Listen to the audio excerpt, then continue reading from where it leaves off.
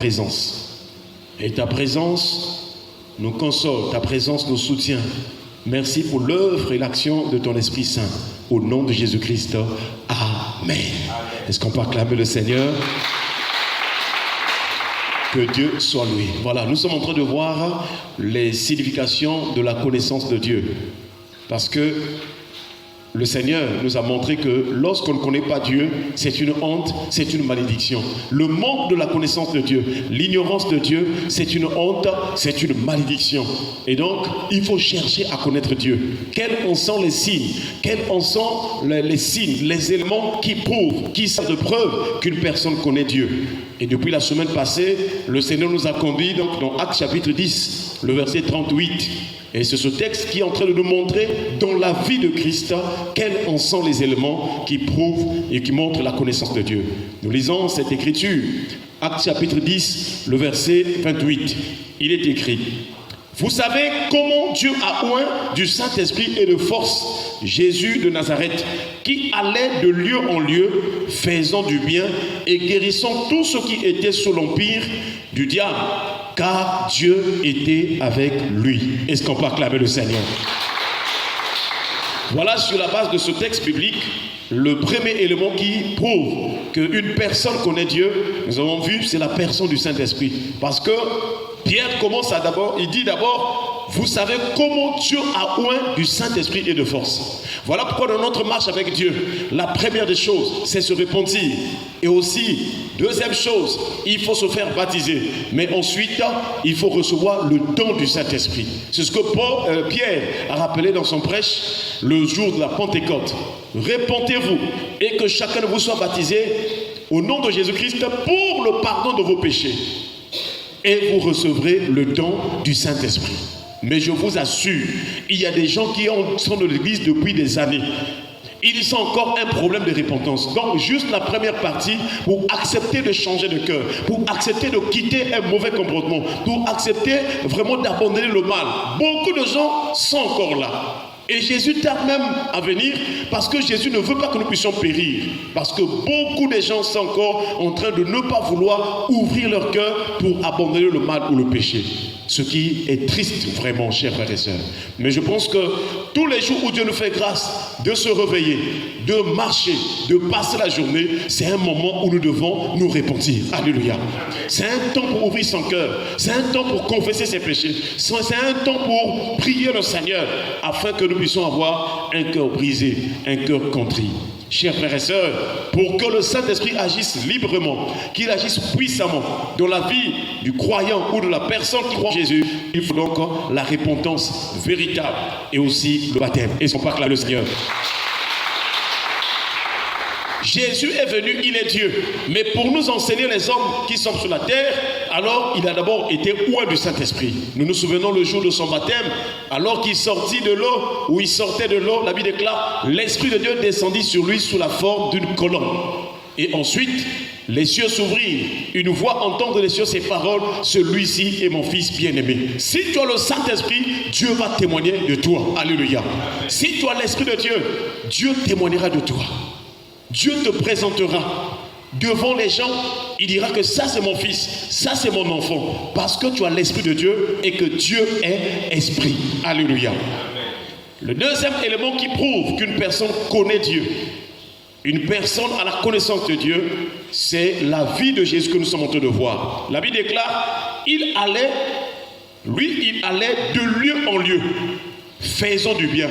Nous avons vu que aller de lieu en lieu, c'est un mouvement. Lorsque le Saint-Esprit réveille une personne, lorsque le Saint-Esprit remplit la personne ne peut plus être sur place.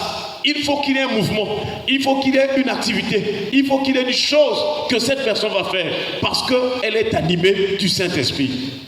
Sans le Saint-Esprit, il n'y a point de vie. Job nous rappelle en disant, l'Esprit de Dieu m'a créé, le souffle du Tout-Puissant m'anime. Est-ce qu'on peut acclamer le Seigneur? C'est là nous voyons que lorsque Dieu avait créé l'homme, Adam, il avait déjà donné la forme. L'homme, le corps était là, mais ce corps-là n'avait pas de vie, ce corps-là ne se mouvait pas, ce corps-là n'était pas en mouvement. La Bible déclare, l'Éternel Dieu forma l'homme de la poussière de la terre. Et ensuite, il souffla dans ses narines un souffle de vie et l'homme devint une âme vivante ou bien un esprit vivifiant. Alléluia. Donc la vie n'a de sens que par le souffle de Dieu et aussi par l'esprit de Dieu. Donc naturellement, Dieu a créé l'homme, il a soufflé de l'homme pour que l'homme soit en mouvement. Et spirituellement, lorsque nous sommes recréés, lorsque nous sommes créés à nouveau, lorsque nous passons par la nouvelle naissance, c'est aussi une création. La Bible déclare, si quelqu'un est en Christ, il est une nouvelle créature. Les choses anciennes sont passées et voici toutes choses sont devenues nouvelles. Est-ce qu'on peut acclamer le Seigneur? Donc de la même manière que tu étais né naturellement pour le corps et la chair, alors Dieu nous attend à la nouvelle naissance, la naissance spirituelle. Et cette naissance, la personne qui est au cœur de cette naissance, c'est le Saint-Esprit. Voilà pourquoi Jésus disait à Nicodème, il a dit que en vérité, je te le dis, si un homme ne naît d'eau et d'esprit, il ne peut voir, il ne peut entrer dans le royaume de Dieu. Pour vivre avec Dieu, il faut le Saint-Esprit. Mais quand le Saint-Esprit arrive, il met en mouvement, il te met en mouvement, il te donne la force. Parce que Pierre dit que Jésus était oint du Saint-Esprit et de force. Reçois force ce matin au nom de Jésus. Que le Seigneur te donne la force au nom de Jésus. Le signe que tu as l'Esprit de Dieu, tu dois avoir la force, tu dois avoir le zèle pour Dieu. Tout ce qui concerne Dieu, pour toi c'est une grande joie. Est-ce qu'on peut acclamer le Seigneur? Tu ne dois pas être endormi, tu ne dois pas être dans le sommeil, je vous assure, parce que le sommeil c'est l'image de la mort. Lorsque Jésus rencontrait les gens qui étaient décédés, il disait qu'un tel dort. Donc le sommeil c'est la mort, mais Jésus est venu pour nous donner un réveil. Et donc c'est là où nous voyons que le Saint-Esprit c'est celui qui nous donne de se mouvoir. Essaie de voir dans ta vie, est-ce que tu es en mouvement selon la mission de Dieu? Est-ce que tu es en mouvement selon les choses de Dieu? Est-ce que tu es en mouvement pour servir Dieu? Tu n'es pas sur cette terre pour se promener dans le quartier, pour aller seulement au travail et revenir, ou bien au marché et revenir. Non, nous sommes sur cette terre pour faire la volonté de Dieu. Notre mission, chacun de nous, quand tu te réveilles chaque matin, la journée, tu dois faire quelque chose pour la gloire de Dieu. Est-ce qu'on peut acclamer le Seigneur? Ne passe pas tes journées sans faire quelque chose pour la gloire du Seigneur. Dieu nous a créés pour sa gloire. Dieu nous a donné son esprit pour sa gloire. Et par grâce du Seigneur, je crois que nous verrons cela plus tard. Frères et sœurs, nous voyons donc le deuxième élément, c'est que Jésus, il allait de lieu en lieu. Et notre prière est que cette année, toi aussi, tu sois en mouvement pour la gloire de Dieu. Alléluia. Que tu fasses quelque chose pour Dieu. Que tu fasses quelque chose pour Dieu. Que toi-même tu sois conscient que je fais telle chose pour la gloire du Seigneur. Que telle chose, telle voie, c'est pour Dieu. Afin que toi aussi tu pourras témoigner. Vous savez, lorsque un jour Dieu avait décidé de tuer, parce que Dieu a le pouvoir de faire mourir, il a aussi le pouvoir de faire vivre. Alléluia. Ne t'enorgueillis pas, ne sois pas orgueilleux parce que tu as l'argent, parce que tu as acheté les terrains, tu as construit, parce que tu t'es marié, parce que voilà, tu as une position sociale élevée. Ne t'enorgueillis pas, ne sois pas orgueilleux parce que les choses de ta vie vont bon train. Tous les jours ça marche, tous les jours tu prospères. Ne sois pas orgueilleux parce que dans le ciel, il y a quelqu'un qui a le pouvoir de vie et le pouvoir de mort. C'est Dieu. Donc si nous vivons, nous existons, si nous sommes en vie, ce n'est pas parce que nous avons gagné des choses sur cette terre, mais c'est parce que Dieu nous a fait grâce. Est-ce qu'on peut acclamer le Seigneur? C'est la grâce de Dieu, frères et sœurs. Et donc nous ne devons pas aller sur ce terrain-là de l'orgueil. Et nous voyons donc Jésus marchait de lieu en lieu. Alors, qu'est-ce qu'il faisait lorsqu'il marchait? La Bible déclare, faisant du bien. Le signe qu'une personne connaît Dieu, le signe qu'une personne a Dieu dans son cœur, cette personne doit faire du bien. Dans son âme, cette personne doit faire du bien. Voilà pourquoi dans notre texte de base, on a ajouté deux textes bibliques de Proverbes. Proverbes chapitre 11, verset 3, la Bible déclare, le désir des justes, c'est seulement le bien. L'attente des méchants, c'est la fureur. Est-ce qu'on peut acclamer le Seigneur? Les justes dans la Bible, c'est ceux qui appartiennent à Dieu. Quand on parle des justes dans la Bible, ce sont ceux qui appartiennent à Dieu. Parce que pour devenir juste selon Dieu, alors il faut passer par la justification. Tu as cru au Seigneur, c'est une bonne chose. Mais tant que le Seigneur ne t'a pas justifié, tu ne peux pas devenir juste aux yeux de Dieu. Donc les justes En vérité, dans la Bible, les justes, ce sont les personnes qui connaissent Dieu, qui ont la vie de Dieu. Dans 1 Jean chapitre 2, le verset 29, la Bible déclare, si vous reconnaissez qu'il est juste, si vous savez qu'il est juste, reconnaissez que quiconque pratique la justice est né de lui. Si vous savez que Dieu est juste, reconnaissez que quiconque pratique la justice est né de Dieu. Donc la nouvelle naissance a pour but de nous amener à pratiquer la justice. Est-ce qu'on peut acclamer le Seigneur? Pratiquer la justice, c'est faire ce qui est bien. Pratiquer la justice, c'est faire la volonté de Dieu. Pratiquer la justice, c'est faire ce que Dieu veut. Donc, si tu vis dans ce monde, ce n'est pas pour faire ce que toi-même tu veux. Tu dois apprendre à faire ce que Dieu veut. Voilà ce que Dieu appelle le bien. Voilà ce que Dieu appelle la justice. Vous allez voir que Jésus, il avait accepté d'être baptisé par Jean-Baptiste parce qu'il voulait montrer aux hommes la justice de Dieu. Sinon, en temps normal, c'est Jésus qui devait baptiser Jean, parce que Jésus est le Fils de Dieu, c'est lui l'agneau de Dieu. Mais lorsque Jean lui résistait, Jésus lui a dit, laisse faire maintenant, car il est convenable que nous accomplissions ainsi tout ce qui est juste. Est-ce qu'on parle là le Seigneur? Donc, il y a des moments dans ta vie, tu as des privilèges. Tu es en haut, tu rencontres une personne qui est plus bas peut-être que toi selon la société des hommes. Mais le signe que tu pratiques la justice, tu peux te rabaisser. Alléluia. Tu peux être humble devant cette personne.